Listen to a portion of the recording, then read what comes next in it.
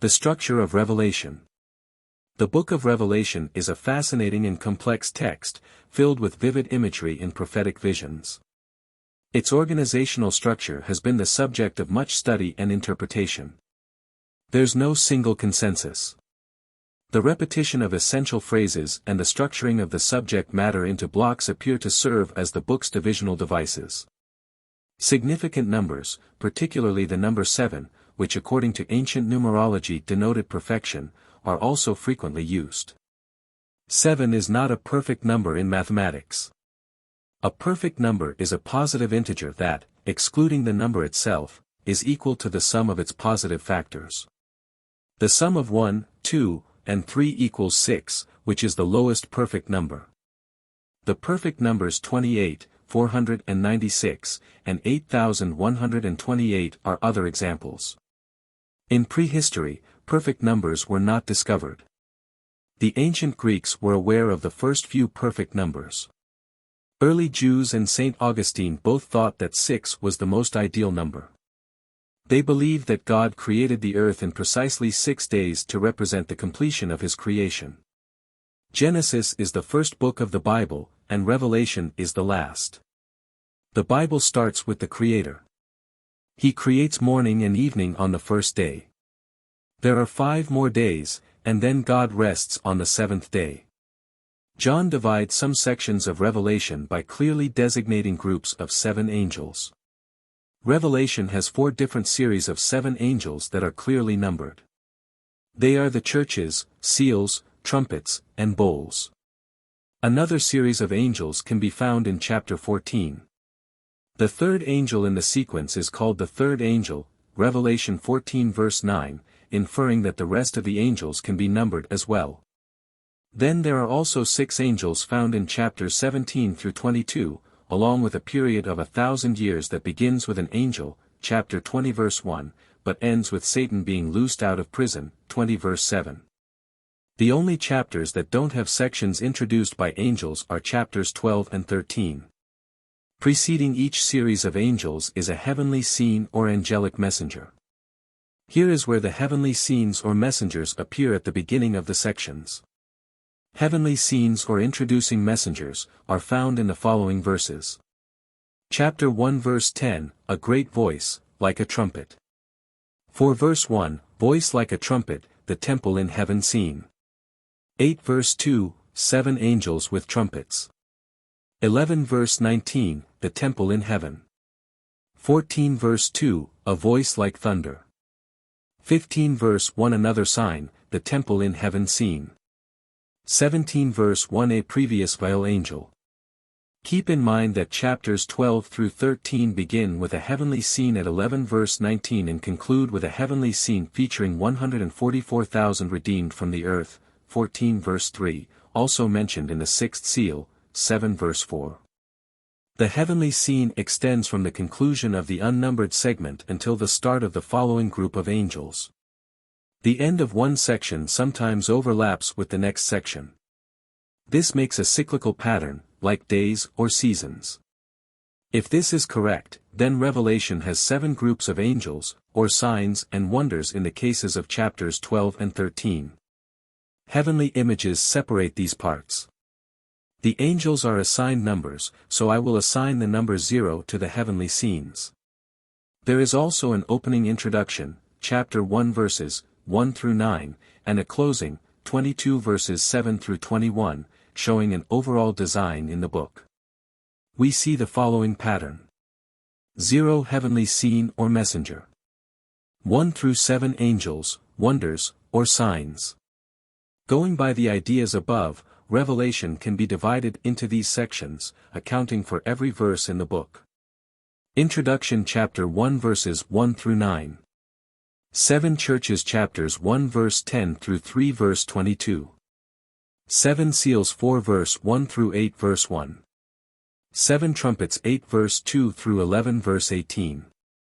Signs and wonders 11 verse 19 through 14 verse 5. Announcements 14 verse 2 through 20.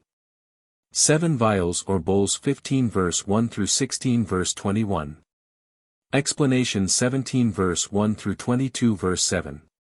Closing 22 verse 8 through 21. The pattern is somewhat cyclical, allowing for overlap between the 0 division and the 7th division. Niels Wilhelm Lund offered a chiastic summary of the Book of Revelation in 1942. Lund's claims were deemed to be excessively revolutionary in book reviews. Ancient Babylonia, Israel, Greece, and Rome all employed chiasm as a literary technique. But it lost favor, and until the 18th and 19th centuries, only a few academics were aware that chiasms existed in ancient literature. When Niels Wilhelm Lund published Chiasmus in the New Testament in the middle of the 20th century, this situation changed. Premillennialist Mark Davidson builds on Lund's ideas in his 2018 book Chronicles of the End Times. He applies chiastic reading to all of Daniel, Revelation, and other books. Lund divides chapters 14 and 17 through 22 much like I do. He sees 7 angels in both sections, and begins the angel divisions of 17 through 22 in the following verses. Lund sometimes places verses out of order, like in the 5th angel, based on comparison of words or historical critical interpretation. This is most evident in chapter 12. He depends strongly on earthly events and first-century historical context. This breaks up the narrative. For the 7 angels in chapters 17 through 22, he believes chapter 21 verses 1 through 8 are parallel to 19 verses 1 through 10 and partially attributes this to a scribal error.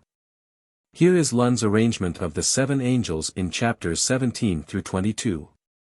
17 verse 1, 18 verse 1, 18 verse 21, 19 verse 11, 21 verse 1, 20 verse 1, 21 verse 9.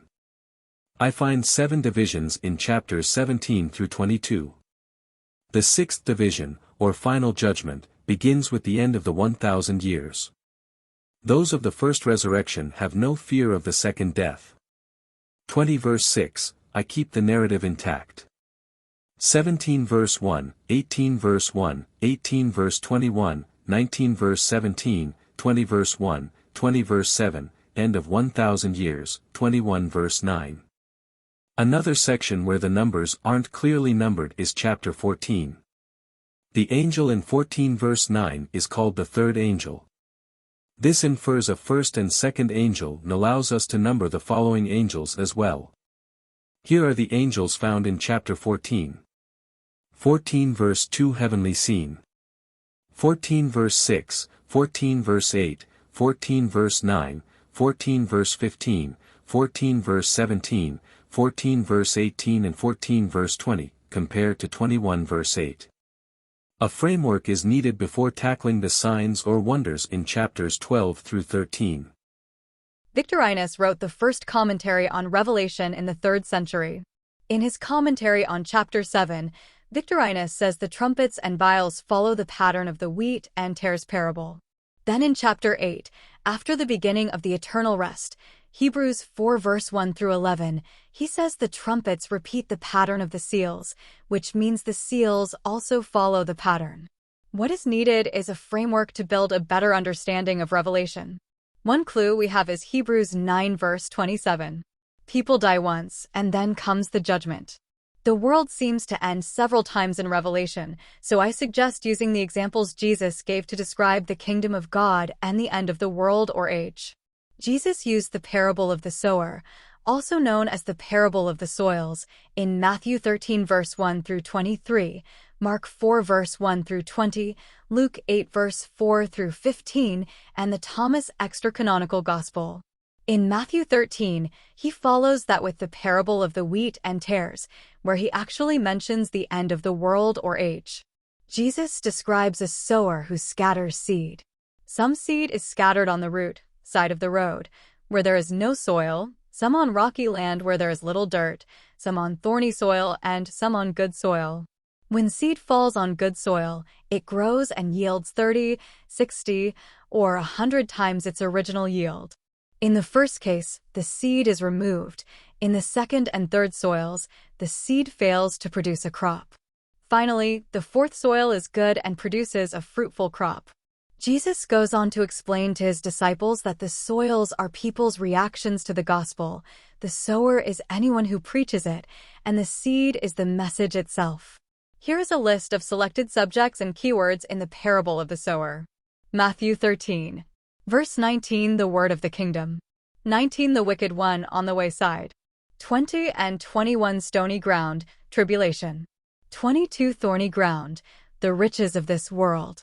23, good ground, fruitful production. In the parable of the wheat and tares, Jesus tells the story of a man who sowed good seed in his field. However, while men slept, his enemy came and sowed tares among the good seeds. When it was discovered, the man recognized the tares as the work of his enemy. Jesus' parable is recorded in Matthew 13 verse 24 through 43.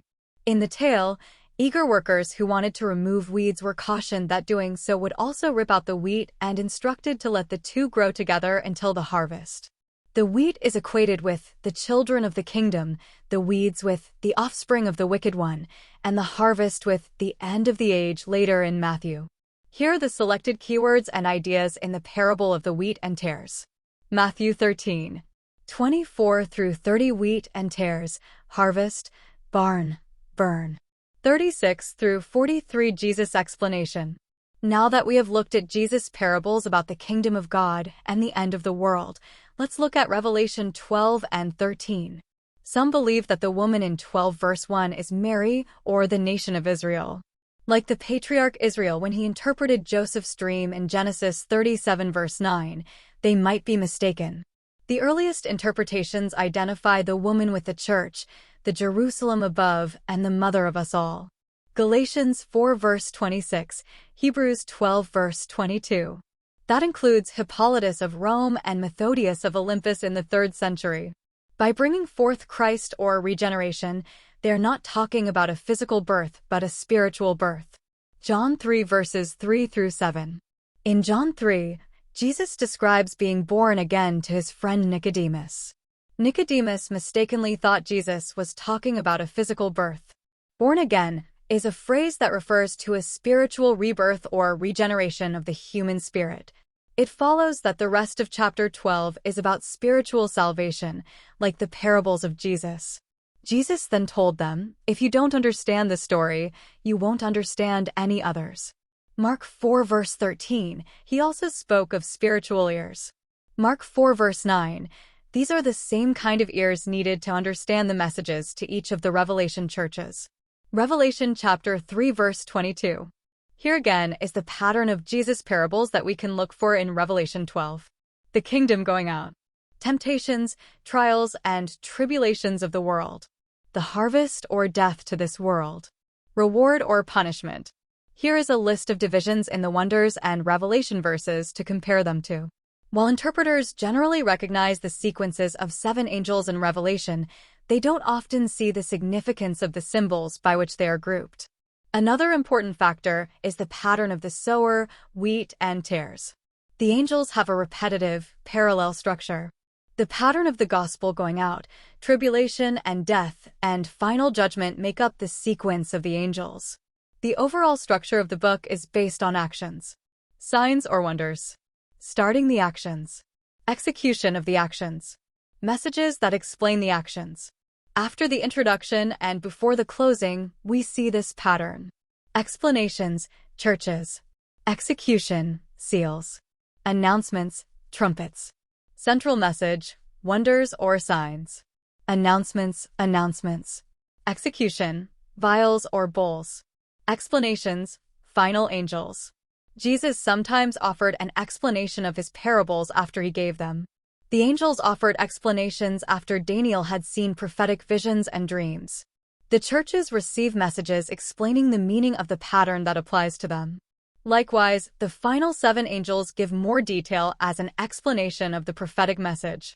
The explanations given to Daniel seemed as enigmatic as the visions, and so the Revelation explanations may seem to us. That's why it's important to keep the parables of the kingdom in mind. The seals are broken, and the vials are poured out. These are executions of the actions. The gospel going out, tribulation and death, and final judgment are demonstrated in symbolic form. The trumpets precede the actions, and the angels announce. Trumpets in the Bible can be an alarm of war, a call to assemble, or a command to march. In the same way, the angels announce what is beginning to take place. The central message of Revelation is living the life of faith, like the heroes of faith in Hebrews 11. It is the example Jesus gave us, 1 Peter 2 verse 21. In the following outline of the symbols, we have a chiastic summary that accounts for every verse of the book.